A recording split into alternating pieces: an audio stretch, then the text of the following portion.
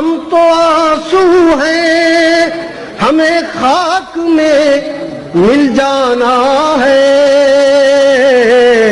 میتوں کے لیے ڈولی نہیں آیا کرتی،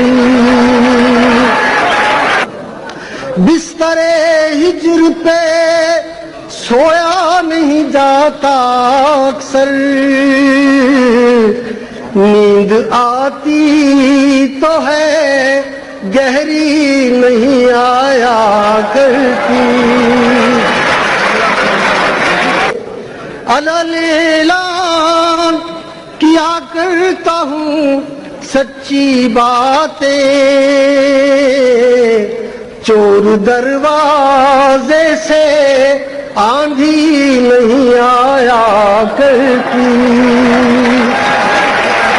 بسم اللہ الرحمن الرحیم۔ اس وقت آپ لوگ موجود ہیں شاہ ملک فاروقی اکیڈمی کی لائبریری میں، اور ایک سلسلہ شروع کر رہے ہیں، ایک کتاب ایک اقتباس کا۔ ہماری لائبریری میں جیسا کہ آپ دیکھ سکتے ہیں کہ بہت ساری بایوگرافیز ہیں، بہت سارے خاکوں کے مجموعے ہیں، سفرنامے ہیں، اور یہاں کتابیں تو بہت ہیں، لیکن اگر کوئی کمی ہے تو کتاب پڑھنے والوں کی ہے۔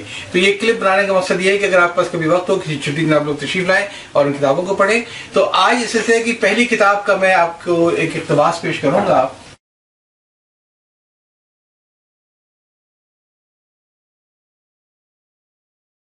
اس کتاب کا نام ہے گئے دنوں کا سراغ، اور یہ ایک مشہور نعت خواں جناب مظفر وارثی صاحب کی آپ بیتی ہے، اور اس میں انہوں نے اپنی زندگی کے خاص واقعات بیان کیے ہیں۔ تو آج میں آپ کو اپنی لائبریری سے اس کتاب کے 2 اقتباسات پڑھ سناتا ہوں، امید ہے آپ کو پسند آئیں گے۔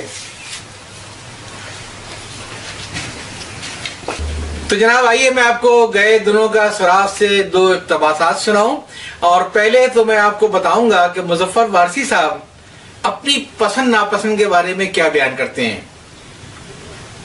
کچھ کھانے پسند ہیں، کچھ بیماریاں، 3 پیس سوٹ بھی پہنے، لیکن 30-35 سال سے کرتا شلوار اور واسکٹ سے مختص ہو کر رہ گئے ہیں۔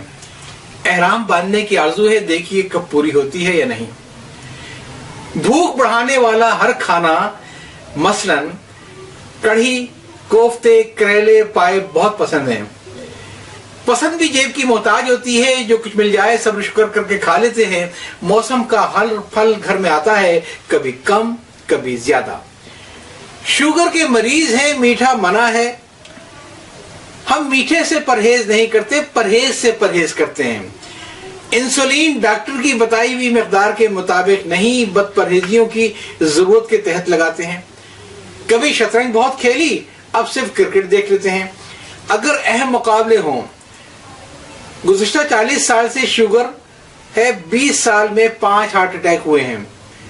30 سال سے معدے کا عذر ہے، بقول منیر نیازی پیٹ میں غنڈا پال رکھا ہے۔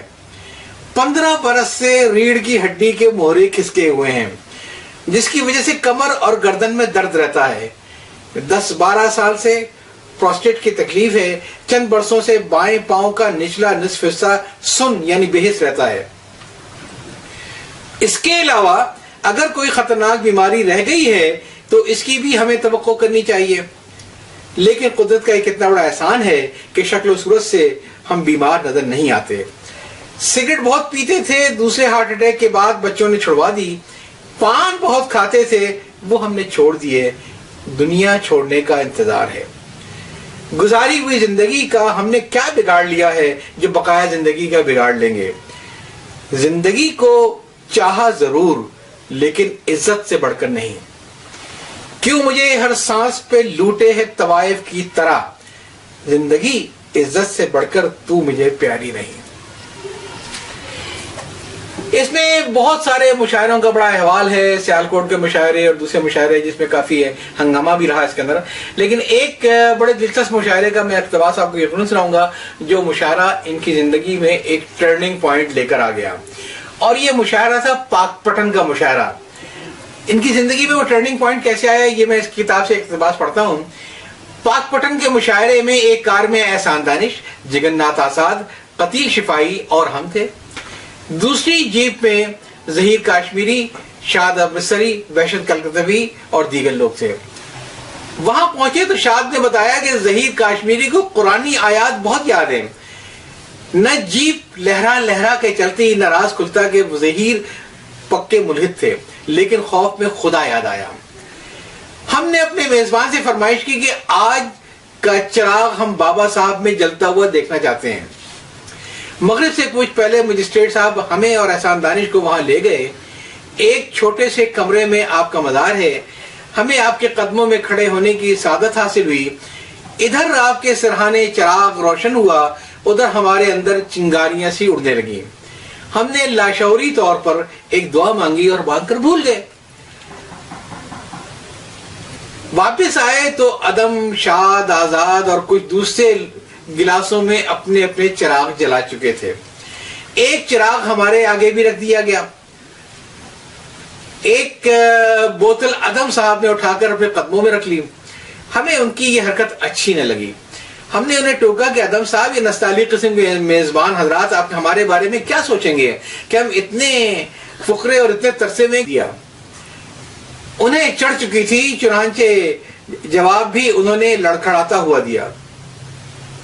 ہم نے دوسرے ہی لمحے اپنا بھرا گلاس انہیں دے مارا۔ گلاس کان کو چھوتا ہوا پیچھے کارنر سے جا ٹکرایا اور اس کے ساتھ ہی ہم اٹھ کر صحن سے باہر آ گئے۔